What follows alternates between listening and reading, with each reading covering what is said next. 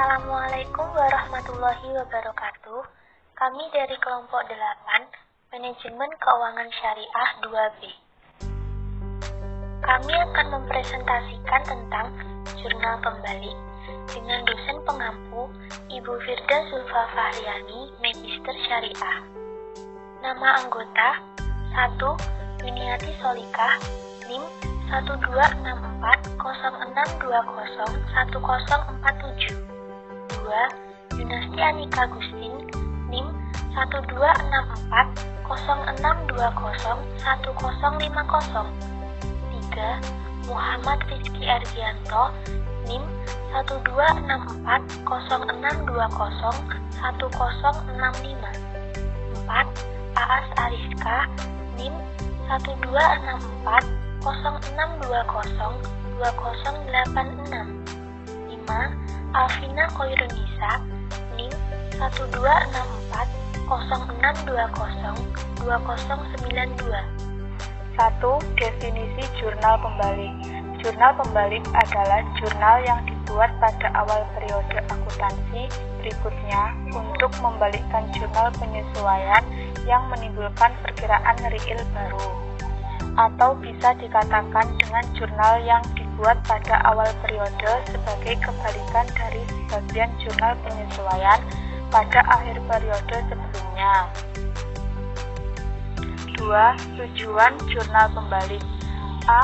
Mempermudah pencatatan transaksi pada awal periode akuntansi yang baru, terutama yang berhubungan dengan ayat jurnal penyesuaian. B.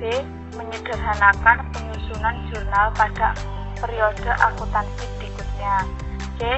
Meminimalkan kesalahan atau kekeliruan yang mungkin bisa terjadi, seperti menghindari pengakuan biaya atau pendapatan yang double karena penyusunan ayat jurnal penyesuaian.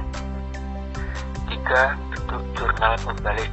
Bentuk jurnal pembalik merupakan kebalikan dari jurnal penyesuaian.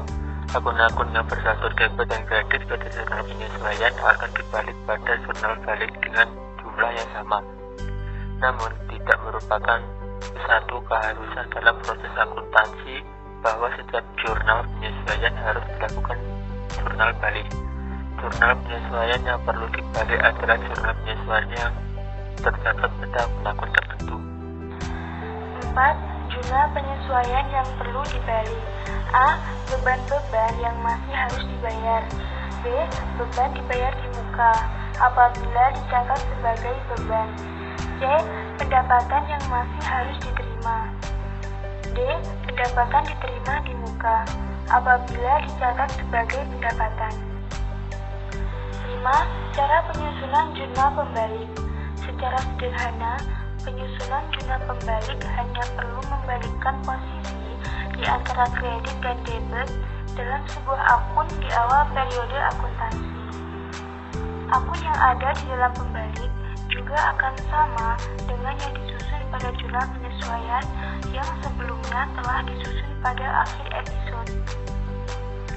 Jadi, perbedaan nama akun-akun pada kedua jenis jurnal tersebut hanya terletak pada posisi yang akan dibalik, yakni akun yang sebelumnya berada di sebelah informasi debit pada jurnal penyesuaian, nantinya akan diletakkan pada bagian kredit di jurnal pembalik, dan begitu juga sebaliknya. Selanjutnya, contoh soal jurnal pembalik. Setiap tanggal 25, suatu perusahaan jasa membayar gaji karyawan sebesar 2.700.000. Pada akhir periode akuntansi tanggal 31 Desember, perusahaan masih mempunyai beban gaji yang masih harus dibayar sebesar 700.000. Jurnal pembalik yang sesuai adalah pembahasan. Yang pertama, kita masukkan dalam jurnal umum. Beban gaji didebit sebesar 2.700.000. Kas dikredit sebesar 2.700.000. Kemudian, jurnal penyesuaian. Beban gaji didebit sebesar 700.000. Utang gaji dikredit sebesar 700.000. Kemudian, jurnal balik. Utang gaji didebit sebesar 700.000. Dan beban gaji dikredit sebesar 700.000. Maka jurnal pembalik yang sesuai yaitu utang gaji didebit sebesar 700.000 dan beban gaji dikredit sebesar 700.000. Sebenarnya, jurnal ini opsional, boleh dibuat, boleh juga tidak. Karena yang terpenting adalah laporan keuangan neraca perusahaan harus dibuat dengan detail dan sistematis. Sekian dari kelompok kami. Apabila ada kesalahan, kami mohon maaf. Wassalamualaikum warahmatullahi wabarakatuh.